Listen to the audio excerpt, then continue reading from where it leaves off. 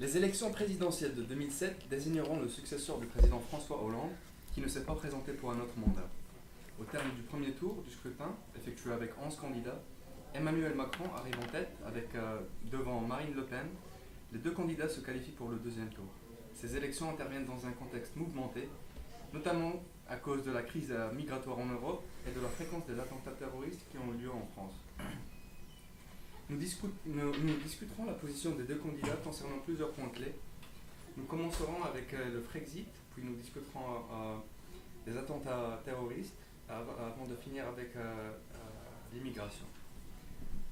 Alors, Chrislem, Ça va? va, oui, ça va. Et vous? Oui, ça va bien. Quel est l'un des sujets qui a dominé la campagne présidentielle de la France? Bon, on peut dire que le Frexit a dominé la campagne présidentielle de la France pour sûr.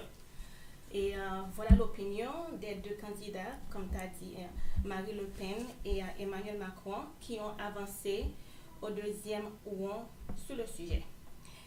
Marine Le Pen est pour un Frexit, mais au contraire de certains candidats, comme François Asselineau par exemple, elle n'a pas annoncé vouloir sortir de l'Union européenne dès son arrivée au pouvoir. Son plan est de soumettre sa proposition à référendum, que je trouve beaucoup plus réalistique considérant les conséquences d'un Frexit. Que propose-t-elle exactement? Elle veut une fin à l'U pour permettre à la France de retrouver sa souveraineté. Elle veut se débarrasser de l'euro et de la circulation des citoyens européens Schengen pour mettre en œuvre la préférence nationale qui n'est pas compatible avec les valeurs européennes. Sa critique n'est pas loin des reproches adressés à l'E par la Britannique. Eux aussi, ils lamentent les mouvements de population intra-européens. Et eux aussi, ils veulent défendre la souveraineté du Parlement et du peuple britannique. Quant à pour Emmanuel Macron, il propose un nouveau projet européen. Qu'est-ce qu'il propose exactement? De lancer dans toute l'Union européenne des conventions démocratiques dès la fin de 2017, de créer un budget pour la zone euro et un poste de ministre de l'économie et des finances de la zone euro. Ce poste aura la responsabilité du budget sans le contrôle du Parlement de la zone euro.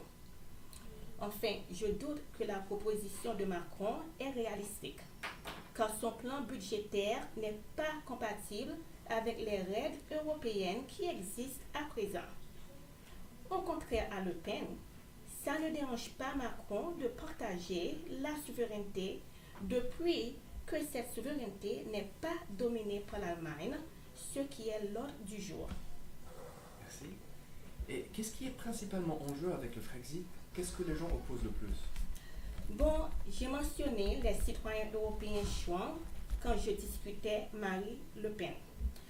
À mon avis, c'est ce qui est principalement en jeu pour les citoyens de la France. Européens Schengen réfère à ceux qui vivent dans la zone Schengen. D'après l'accord de Schengen, cette zone comprend 26 États européens qui ont officiellement aboli le passeport. Donc, la zone fonctionne principalement comme un seul pays, qui veut dire qu'une personne qui sort l'un de ces 26 pays peut travailler ou demeurer dans l'un des 26 pays sans une demande de visa. Donc, les Français se plaignent qu'il y a moins de boulot pour eux à cause des Européens Schengen. Merci. De rien. Est-ce que vous pensez qu'un Frexit est possible? Bon, on n'a qu'à observer Brexit pour avoir une idée des difficultés. C'est même plus hasardeux pour la France puisqu'ils ont adopté l'euro contrairement aux Anglais. En addition, La France occupe une position plus centrale dans le que la Bretagne, puisqu'elle est l'un des membres fondateurs et participe à l'ensemble de ces politiques, à commencer par l'euro et l'espace franc, ce qui n'est pas le cas de la Bretagne. Merci. De rien. Ok. Et pour finir, quels sont les avantages et les inconvénients du Frexit? Bon, il y a pas mal, mais je vais te dire ce qui est le plus avantageux, que les gens aiment le plus, ok? Par exemple, la monnaie est unique, l'euro, ce qui facilite les voyages touristiques, la circulation entre les pays.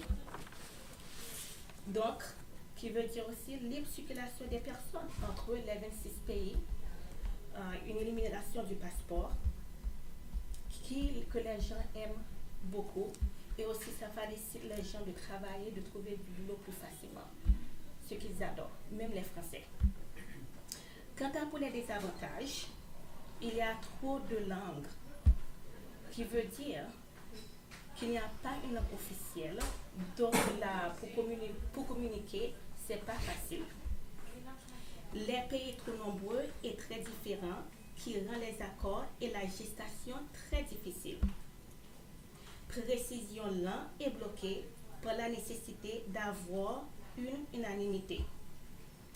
Et comme je t'ai dit, libre circulation est un avantage, mais aussi un désavantage. Parce que libre circulation veut dire des voleurs et des terroristes euh, qui sont libres à circuler, donc moins de contrôle, moins de sécurité. Et comme vous avez dit, on va aussi discuter le terroriste, donc qui est vraiment un problème dernièrement en France à cause des attaques qui se sont passées dernièrement. Merci, c'est tout pour moi. Merci d'avoir présenté votre point de vue, Chrislan. On va passer à Camélia. On va discuter des attentats terroristes et les élections. Oui, pour commencer, je vais discuter des attentats de 2012. Ne pas oublier que cet événement s'est juste passé quelques mois avant l'élection à cette époque-là. J'ai eu dans le contexte bref, selon Le Monde, l'11, le 15 et le 19 mars à Toulouse et à Montauban, un homme a tué 7 gens et les victimes étaient les adultes et les enfants. Et récemment, il y avait notre attentat terroriste et un autre qui a été échoué. Le 2 d'avril, il y avait un attentat sur les Champs-Élysées et à cause de celui-ci, un policier a été tué. 2 jours avant, une attaque, d'après le Parisien, les 2 jeunes hommes avaient l'intention de commettre un attentat. Les armes et une variété des arsenals ont été trouvés dans leur appartement et la police a arrêté les hommes. Comme les attentats à Toulouse, ils viennent de se dérouler avant l'élection, mais on pourrait dire que cette fois, ils pourraient affecter plus l'élection. Okay. Pourquoi est-ce que vous pensez que les attentats de 2017 sont cruciaux par rapport à la campagne de 2012? Avant l'élection de 2012, les gens ne pensaient pas que les attentats allaient devenir un problème continu. Depuis l'élection de 2012, il y avait les actes de terrorisme à Paris plus d'une fois, par exemple le Bataclan et le Stade de France, Charlie Hebdo, et puis l'attaque à Nice. Et selon la Croix, si l'on considère les précédents scrutins qui ont déjà été marqués par des attentats, on trouve des cas de figure différents. En 2012, la présidentielle s'était tenue après les attaques de Mohamed Merah, qui n'avaient pas eu incidence sur le scrutin. Il faut dire qu'à l'époque, on parlait de loup solitaire et on imaginait pas que cet acte terroriste marquait le début d'une longue série. Même Charlie n'avait pas eu d'impact sur les élections départementales qui se sont déroulées 3 mois plus tard. Okay. Comment est-ce que les attaques peuvent affecter la campagne 2017? D'après la Croix, il est encore tôt pour se prononcer, mais il est probable que cet attentat aurait une incidence sur le vote. Cela dit, quand bien même cet événement est dramatique, les bilans humains de l'attaque des Champs-Élysées ont pu essayer Un policier tué, un autre blessé, de même qu'une terroriste plainte pour un impact mortel. En temps le mot opératoire avec l'usage d'une arme lourde, le timing à 3 jours de l'élection, alors que les candidats étaient en direct à la télévision, les symboles de la cible choisie et du lieu de l'attaque, les Champs-Élysées peuvent frapper davantage l'esprit que les récentes tentatives d'attentat au Louvre et à Orly, qui avaient presque un caractère antisémite. Interview peu après le démantèlement des cellules terroristes à Marseille, ce trompe vient rappeler que l'on vit sous une menace permanente. Merci. Et pour finir, comment est-ce que les candidats répondent aux attaques? Emmanuel Macron, d'après le point, Emmanuel Macron a appelé vendredi lendemain de l'attentat ayant tué un policier sur les Champs-Élysées à Paris à ne pas céder à la panique ni, je cite, à l'instrumentalisation qui serait d'utiliser la peur, tout en jugeant que nous vivrons durablement avec la menace terroriste. Et ce qui est recherché par nos assaillants, c'est à la fois la mort, le symbole et la panique, troubler un processus traumatique qui est celui de l'élection présidentielle. Fin de cite, a déclaré le candidat de marche. Et je cite encore, je pense que nous devons toutes et tous avoir un esprit de responsabilité dans cette période extrême, c'est-à-dire ne céder en rien à la panique, ne céder en rien à l'instrumentalisation qui pourrait être tentée, qui serait d'utiliser la peur. A-t-il poursuivi parce que cherche justement ces terroristes, c'est la peur, c'est de fracturer le pays, c'est de le viser. Ils ne peuvent pas nous vaincre, ils peuvent nous affaiblir. Et il est aussi dit que Marine Le Pen n'est pas celle qui pourra protéger nos concitoyens, a-t-il insisté, jugeant ridicule le rétablissement des frontières qu'il propose. À mon avis, il a pris cette opportunité pour condamner Le Pen. Et Le Pen a fait la même chose, mais avec le gouvernement. Je cite Le Pen. La guerre qui nous est menée est asymétrique, révolutionnaire. Cette guerre nous est menée sans piété et sans répit. Chacun comprendra que nous ne pouvons pas la perdre depuis 10 ans sous les gouvernements de droite et de gauche. Tout à fait pour que nous la perdions. Fin de suite, a dénoncé le candidat du Front National. Merci beaucoup, Camélia. Merci à vous. Nous passerons à David. Nous allons discuter l'immigration et les élections présidentielles. Salut mes collègues. Marine Le Pen veut réduire le chiffre des nouveaux immigrants qui sont entrés dans la France. Elle veut mettre une stratégie protectionniste concernant la migration. Marine Le Pen veut réduire la migration légale à un solde annuel de 10 000 personnes. Elle veut mettre une fin à l'automaticité de regroupement et de rapprochement familial. Et elle veut supprimer les droits du sol. L'acquisition de la nationalité française sera possible uniquement par la liaison ou la naturalisation dont les conditions seront plus exigeantes. Elle veut supprimer la double nationalité extra-européenne. Et elle veut rétablir les frontières nationales et elle veut sortir de l'espace Schengen. Merci. Quelle est la position de Le Pen sur l'immigration légale? De Le Pen, De Le Pen. elle ne l'aime pas et elle pense que si nous pouvons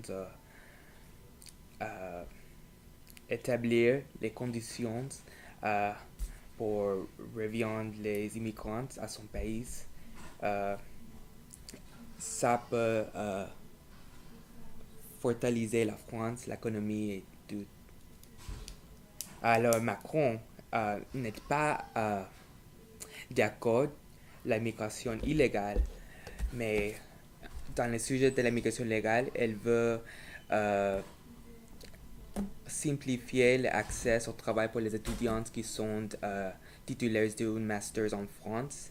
Elle veut faciliter l'obtention de visas pour les talents et les professionnels, les créateurs d'entreprises, les investisseurs, les chercheurs, artistes.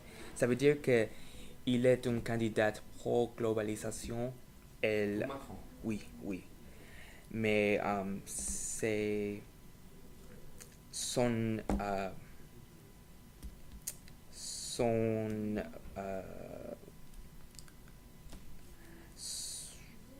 son position est opposée à Marine Le Pen. Elle avait dit qu'elle veut quitter l'Union européenne et elle veut limiter l'accès à la France si est pour les gens qui se déménagent pour raison que n'ont pas d'industrie, quelque chose. Merci. Et pour terminer, quelles sont les suggestions de Macron concernant l'intégration des immigrés? Macron veut proposer de développer des accords globaux avec les principaux pays de départ des immigrants. Elle veut inciter à mener des actions complémentaires d'intégration. Son suggestions sont de réduire l'examen des demandes d'asile à 6 mois au maximum. Il veut réformer les conditions d'examen des demandes d'asile avec l'objectif d'assurer une prise de décision en 8 semaines pour toutes les demandes.